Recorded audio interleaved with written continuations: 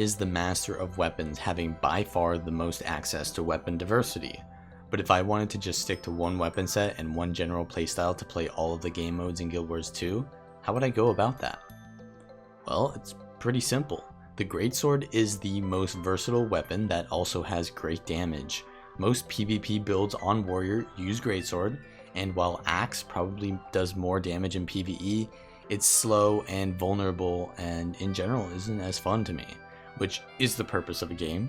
So if I wanted to get one set of gear and just set up my traits for each game mode, the best build I could probably play is a Strength Spellbreaker.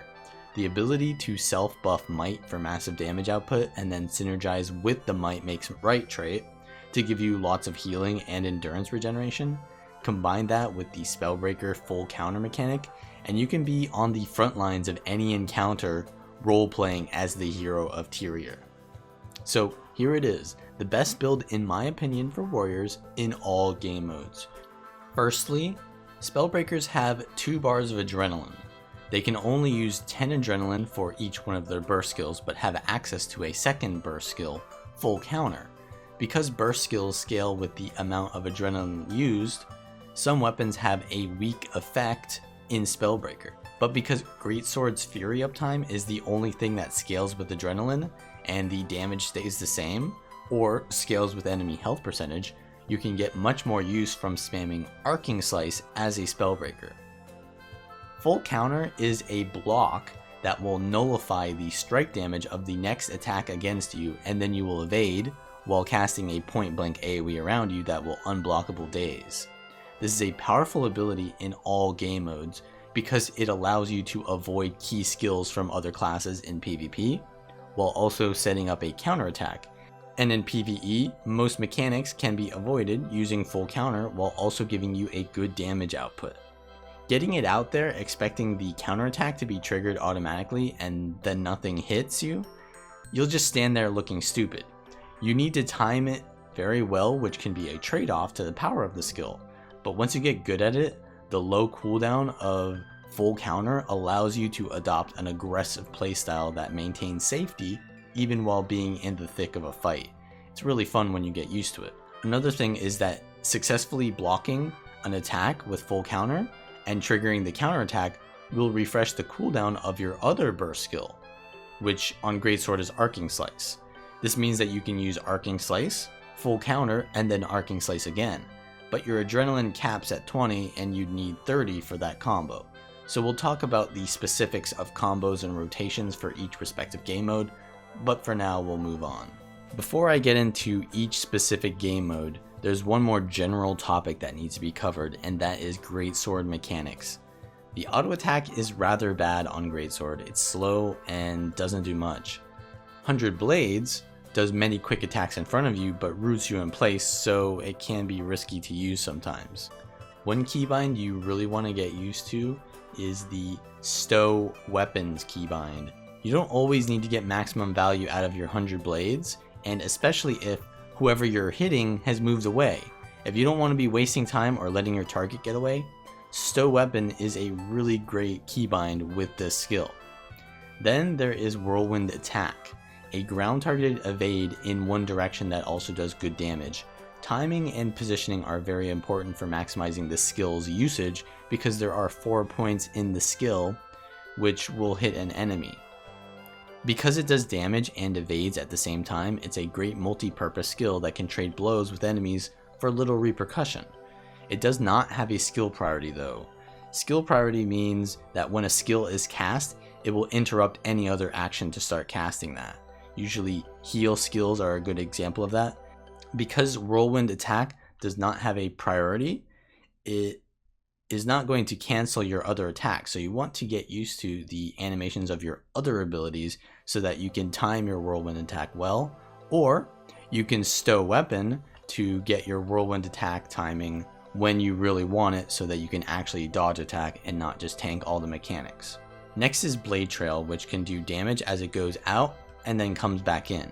Positioning is key to this skill.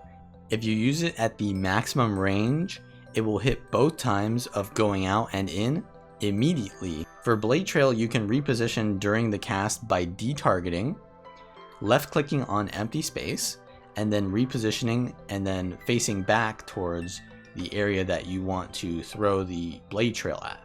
This can allow you to create more distance between your target if you need, while still precasting your blade trail in the direction that you want to use. You can cripple anyone that's chasing you and then continue to run away, or while you are in PvE, what you can do is you can do your whirlwind attack, and then while you're far away from your target, you can use your blade trail, and then by then you'd be on top of them again. Rush is a large gap closer that deals damage once you get to the target. Detargeting is important for this skill because you can go in any direction, not just toward the target, and that allows you to kite and get distance if you need. You can enable allow skill retargeting in your settings, which can allow you to change your positioning in the middle of your rush. So you can either start using it without a target and then target something to change direction, or you can be targeting something and then change target and then go in a different direction. You can perform evasive maneuvers or just travel through more complex terrain using this trick.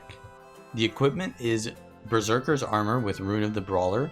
I take 2 Knight's Trinkets to get a little bit more toughness while not sacrificing too much crit chance, because that is important to our damage and our sustain. I take a Berserker Backpiece and 3 Assassin Trinkets because the precision is pretty important for getting more might. I take a Berserker Greatsword because I deal damage in that weapon set, and then a Knight's Dagger and a Knight's Shield because when I swap to this weapon set, I'm not looking to deal too much damage, it's mostly defensive. I take Battle Sigil on my Dagger and a Cleansing Sigil on my Shield because this is kind of like a defensive weapon set, so you want that cleansing there. And then on the Greatsword, I take 2 Sigils of Strength. So one is superior and the other is a major sigil. The difference between the two is merely the duration of the might, but since this build caps out on might very easily, it doesn't really matter anyways. The build more so wants application of might because with many of the traits, every time you gain might, you get a benefit. So you'll notice that the Rune of the Brawler, the Sigil of Strength, the Sigil of Battle are all about might application, which is really important. I keep talking about might, so let's go over the PvE traits to explain why it's so important. I take Strength, Tactics, and Spellbreaker. Obviously taking the Greatsword trait, and you'll see how much might synergy there is with might giving extra power and every application of might healing and giving endurance or dodges with might makes right. So every time you crit because of the Greatsword trait and the Sigil of Strength, you can gain 3 might per second, and the Greatsword trait can even give it faster than once per second. In Tactics, you'll also heal from Mending Might.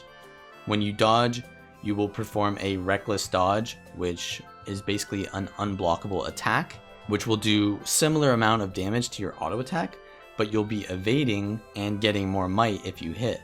You'll be healing a ton and feeding yourself more and more dodges from the Might Makes Right trait. In Tactics, you take Leg Specialist for some extra damage to movement hindered foes and the extra power buff, but then you have a choice here.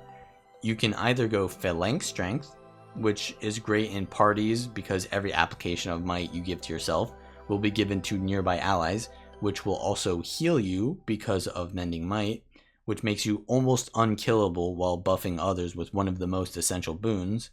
In world bosses or just instance content where you're not expecting optimal compositions, it can be really powerful to give out this much might.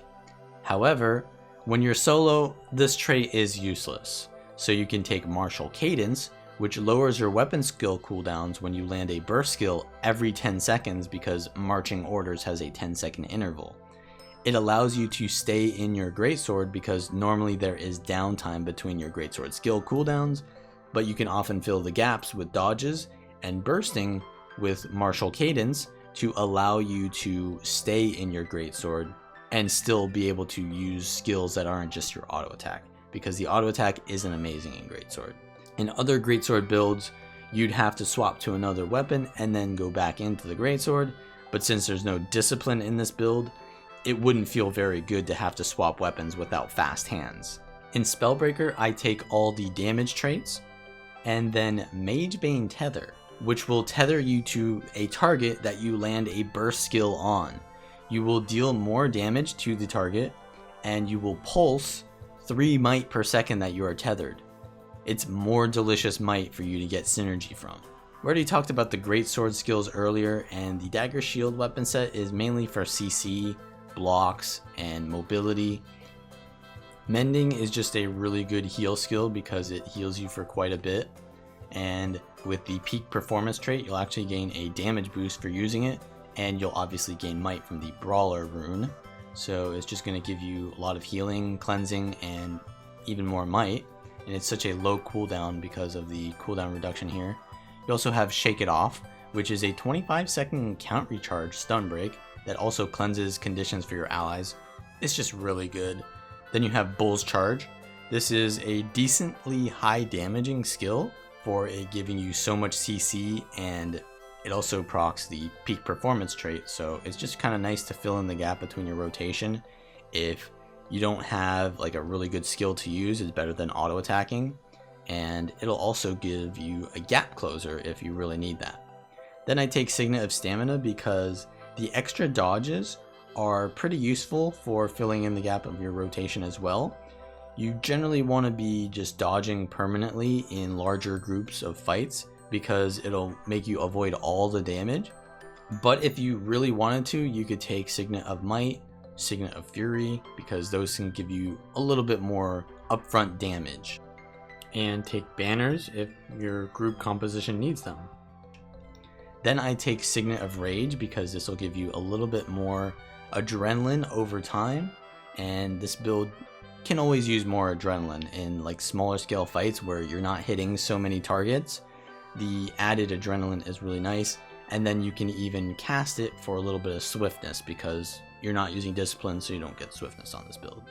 And I also use the Bowls of Orrian Truffle and Meat Stew because this will give you more might when you dodge, and it will give you more endurance regeneration, so that you can basically, with your Signet of Stamina as well, gain so much dodge regeneration that you can be dodging quite a bit. You generally want to use your Greatsword Burst Arcing Slice whenever you can to get the Fury and the Magebane Tether going, but it also recharges your other weapon skills because of Martial Cadence, so you don't necessarily want to use it and get no value from the recharge. That being said, you also don't want to save your burst for too long because it's just such a valuable skill. I generally just use the burst whenever I can, even if Martial Cadence won't proc, because you can always use full counter to recharge it later on. Otherwise, you get more adrenaline with your 100 Blades and Whirlwind Attack, so prioritize using those first. And when you use Blade Trail, try to keep your positioning so that it hits twice without going on the other side of the enemy. So I've enabled the moderately threatening pulsing damage, and that does about 1,000 per tick, so I'm going to show how this build can survive through a pretty threatening simulation. So I'm going to start out by using my Blade Trail into Bull's Charge, and then I'll probably just get a lot of adrenaline with 100 Blades and Whirlwind Attack, then use Arcing Slice, and we'll go from there. So Blade Trail into Bull's Charge, 100 Blades. I'm actually going to use my Arcing Slice before I use my Whirlwind, and I'm going to rush back in. I can use full counter, and then I will 100 Blades again. I'll probably use my Arcing Slice again.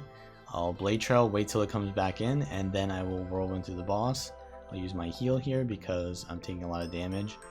I've got a lot of adrenaline that I want to use, so I'm going to Arcing into full counter, and then I will Blade Trail rush into my 100 Blades again. I'm going to Arcing Slice, and then I'm going to full counter. I'm going to Blade Trail through the boss, and then use my Bull's Charge to get back in. I will use my F1, rush and melee. I'm getting pretty low. I'm going to do this. I'll dodge back onto the boss, 100 Blades, and my adrenaline is really full, so I'm going to full counter, and that's going to give me back a lot of my skills. I get 100 Blades now to get back my adrenaline, and then I'm going to Arcing Slice, and then rush and melee range. I'm going to use Bull's Charge to get back in here. I'm going to full counter, and then 100 blades. So yeah, you just kind of play whack-a-mole, as you can see. So this is going to be a Giganticus Lupicus Solo, which has always been a good indicator of skill because it's probably the one boss in the game where there's actually mechanics that you have to deal with. So the amount of dodges on this build is pretty insane because it just allows me to handle every single attack that the boss throws at me. And while yes, I could be probably optimizing my kill time way easier, I just do this comfortably, and that's kind of the point. You're not trying to speed clear this, you're just trying to have fun, and this is actually a pretty fun encounter to solo on this build because you have a lot of ways to deal with the damage that the boss is going to put it out at you. The boss summons like these locusts that I have to cleave out because they do quite a bit of damage there, and they can actually proc my full counter.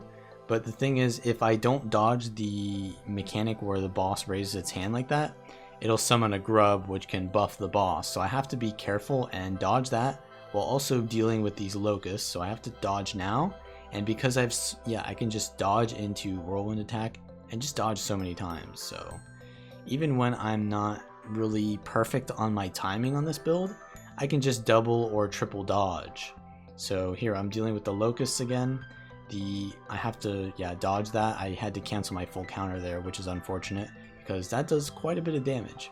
But yeah, 100 blades once I'm behind the boss because their animations are way more predictable when they have to turn to me first. So I phase the boss, and here's the little grub that I've been avoiding the entire time.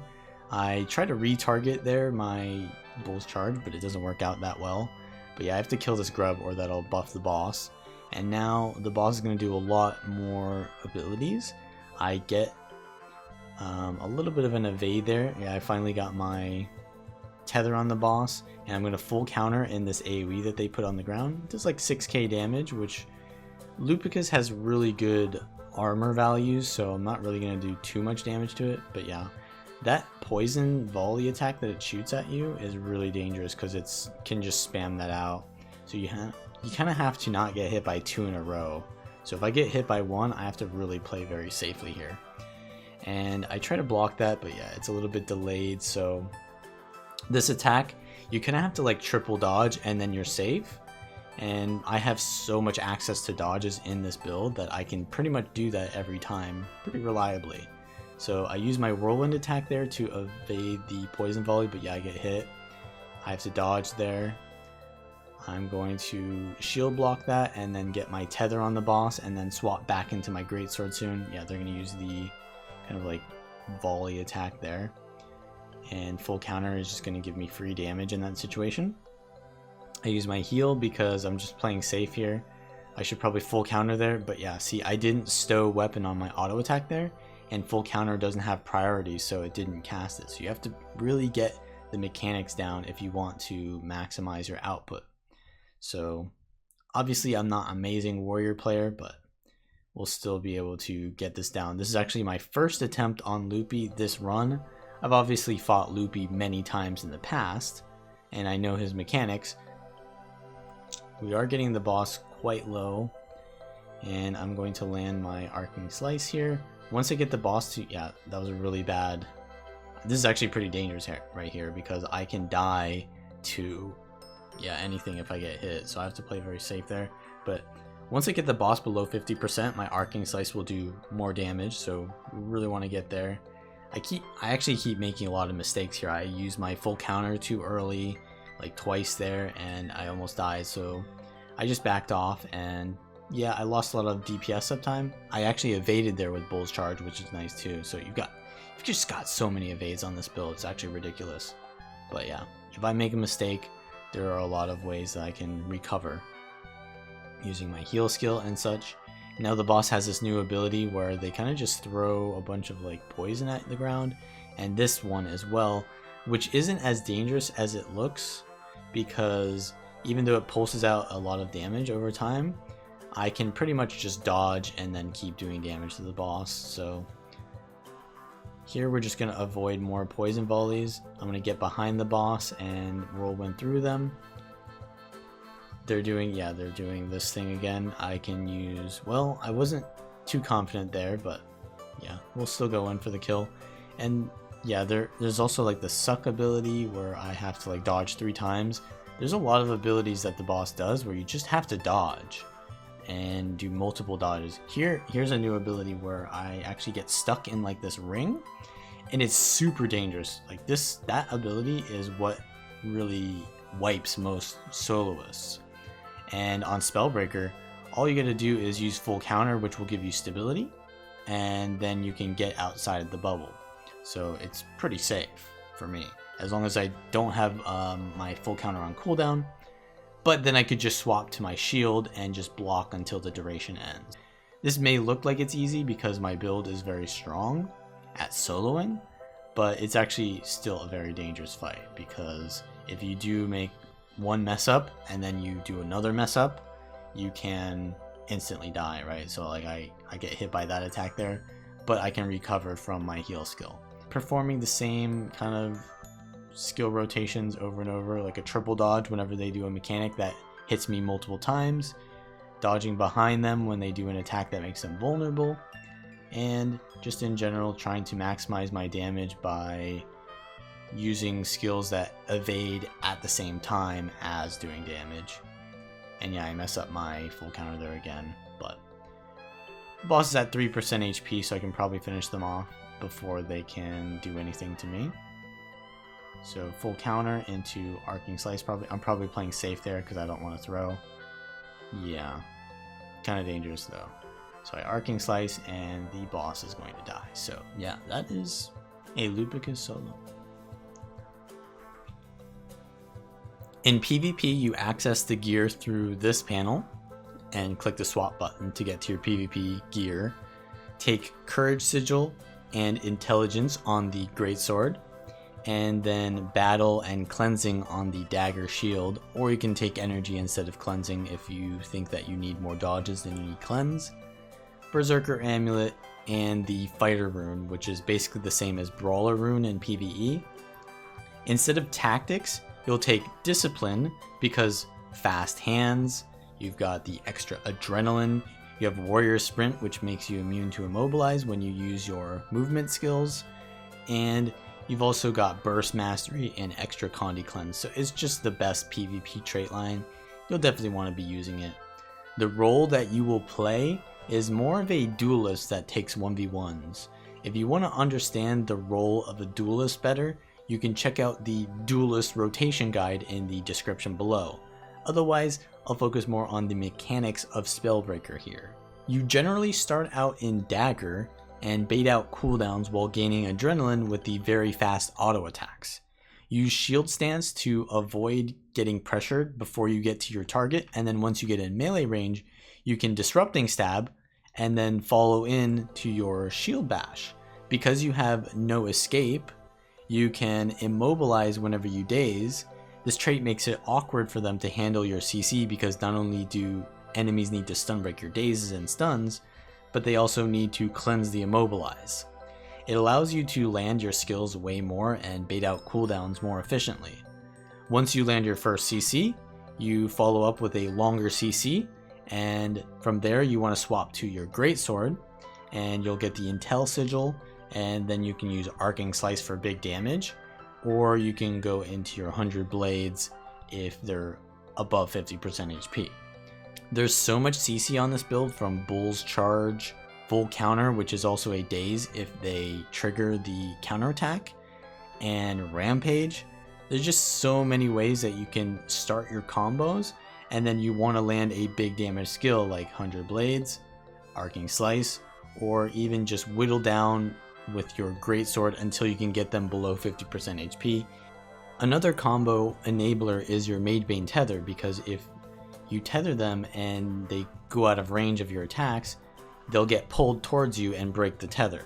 You don't always want to break the tether because the pulsing might is really good for your sustain, but in situations where enemies are hard to catch, if you land your tether on them, it can often help you secure the kill. So this is a ranked PvP match, and I'm playing the Strength Spellbreaker.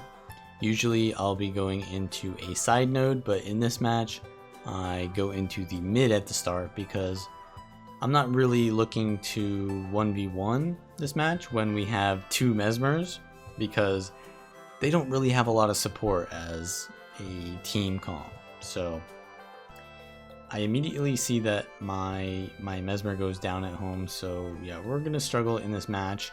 I am getting chased by the enemy Hollowsmith. I land a really good Bull's Charge and full counter into Arcing Slice. I have my tether on them now, so I have a pretty good advantage. I get the Disrupting Stab, and I land a really good Shield Bash into my Arcing Slice there. They're really low, but the enemy team is starting to outnumber me here, so I have to start kiting. I'm using my positioning, and I Rampage to try to get a CC. They're actually trebbing. But yeah, my Mesmer is now fighting the Condi Thief, and I'm going to want to peel for them, so I'm going to start targeting the Condi Thief. And yeah, now there's Scourges here, so we're getting trebbed, and we're in like a 2v3, so we have to just survive at this point.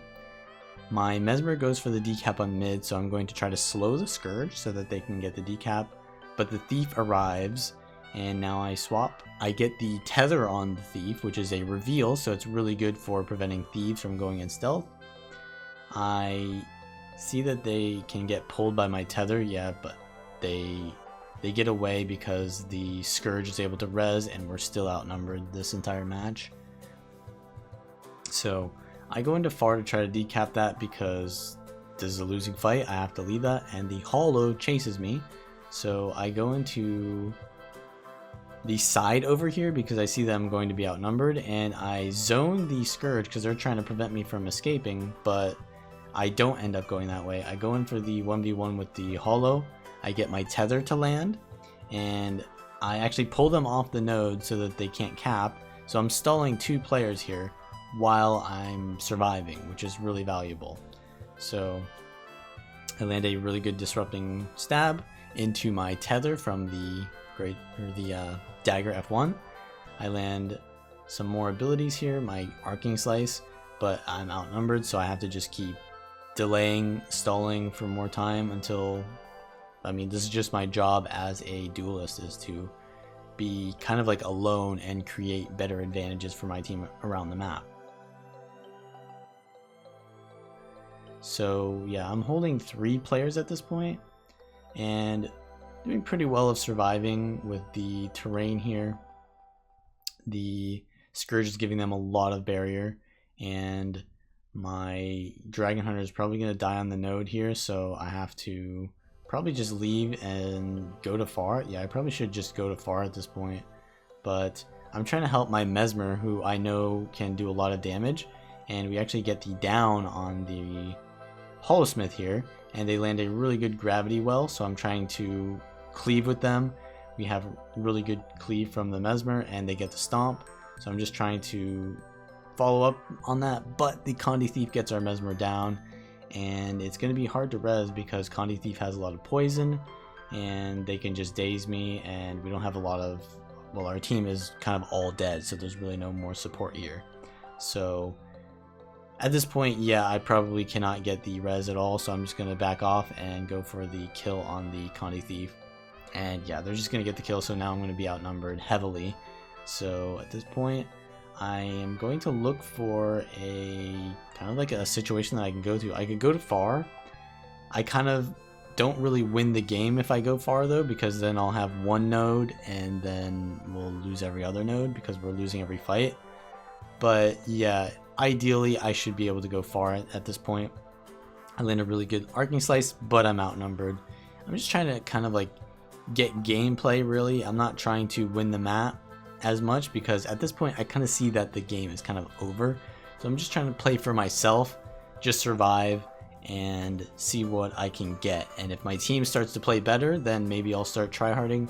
But really there is no point at this point to really like go and decap nodes. I really need to go for kills because that can potentially get us more momentum on the map. So I am getting chased really hard here and I'm really low. I get my tether on the enemy warrior, which is really good, and I go down below this little tent here and I step on this lamp, which is a really good kiting spot. So by the way, check out my kiting spots series if you'd like to learn more about those. And that allows me to survive the rampage. And now I'm going to try to help out my Mesmer here by... Yeah, I'm really tunnel visioning kills this match. To be honest, if this were a more serious match where my teammates weren't always dead, I'd definitely be trying to play for the node a little bit more. But I'm just showing the mechanics of the warrior, so it's a little bit more helpful to someone who's trying to learn warrior, not learn rotations. Check out the video for that if you want to learn rotations. But yeah, here I go into mid because I see that the Scourge is kind of low. I do know that the Thief is in stealth though, so I'm going to use full counter as soon as, yeah, they jump me. I get a full cleanse from my Mending, which is a really powerful ability, and the warrior chases me off. My Mirage is here, so we're just going to try to get this kill with them. I get my tether on them and they die, but we're pretty much being 3 capped here. I'm gonna go to mid. We've actually got 2 kills here at mid, so this is pretty good. So now I can push into far. So this is kind of like the situation that I wanted to create, is get momentum for my team. So now I rampage the hollow here. I interrupt their heal with my Bull's Charge. So we're actually in a really good spot here. My Mirage is coming in. They're going to probably decap the node, and I'll chase the hollow to try to get momentum. I block and try to dodge their grenades there, and they use their Elixir S, so now they're very vulnerable because they use their Elixir. And what I did there actually was I rushed ahead of them, and then I retargeted the hollow so that after I land my rush on them, I could easily use my Arcing Slice, because your rush can be kind of clunky. So that was actually a pretty nice mechanical play there that I did there to land my damage. And yeah, this kind of match, just in general, is like a test, because I'm always put in these very unwinnable situations. So I'm trying to survive here. I swap into my shield stance, and I'm just trying to get as much distance as possible, but I'm really low, so I go into the lamp on this side of the map. By the way, check out my kite spots video. And now the hollow's in here, and I know that they have nades, so I have to get off the spot immediately. I kite to the side and rush away, and the hollow is still chasing, so I do an about face detargeted blade trail, which cripples them and slows them down for me to get some more distance. And now I think the hollow is by themselves, so I'm going to land my Arcing Slice, which is really nice because it gets the tether, but yeah, the tether immediately breaks. I rampage here and land a really nice rock on them. I CC them so I can land my heal, and I'm going to I actually use my Greatsword 3 and full counter. I've got my tether on them from my Arcing Slice. I land a really good shield bash. They've used their Elixir S and I have the tether on them. They dodge and I land my Bull's Charge, and they're pretty much dead at this point if I land anything else, but so am I. So it's a pretty even fight now, even though I've been chased by 2 for quite some time. I land I think that was my tether, yeah. I pull them with the tether, and I land my shield bash into Arcing Slice 100 Blades. I see where their elixirs basically show me where they're heading, and I Bull's Charge into range, landing Arcing Slice, and get the kill. So that kind of shows you how you want to play a warrior, really. The Thief shows up, but yeah, at this point it doesn't really matter what happens. I'm going to get zerged by their team. But yeah, that's pretty much how you want to think of like a warrior, is you want to survive outnumbered until you can single out enemies, and then use your superior CC to focus that one target. In World vs. World, you can choose to be a roamer and try to run around as a solo player and try to take small fights. And with that, you can basically just use the basic PvP build traits with the PvE gear. And there's also the option to go into a Zerg. So if you want to be in like larger fights, you can instead go for the PvE kind of traits and go for Phalanx Strength, go for the Empowered Allies and Leg Specialist. And instead of Magebane Tether, you can decide between Revenge Counter, which is going to give you resistance to allow your full counters to actually land, because usually you get hit by blinds very often, or Enchantment Collapse, which can be really good, but I would only take this if you're in like a squad that's going to support you, because otherwise you're going to be pretty vulnerable So if you're zerging and you've got support, go for Enchantment Collapse. If you're kind of like in larger fights but you need a little bit more self-sustain, go for Revenge Counter. And then you can change your utility to Balance Stance and Stomp, and then you can even take Signet of Rage or Winds of Disenchantment. And Winds of Disenchantment is a very good skill in Zergs, so you can basically share tons of might to your nearby allies in the Zerg, and it's just going to make you survive really long in those big Zerg fights. And you can also place down winds at the back of the enemy Zerg by using Balance Stance, and you can basically roleplay as a Dynasty Warrior. So if you like this kind of video, give it a like and subscribe. Also consider becoming a patron, because I would greatly appreciate it, and you support me continuing to make this kind of content. And stick around to see some more World vs. World clips. I'll see you guys next time.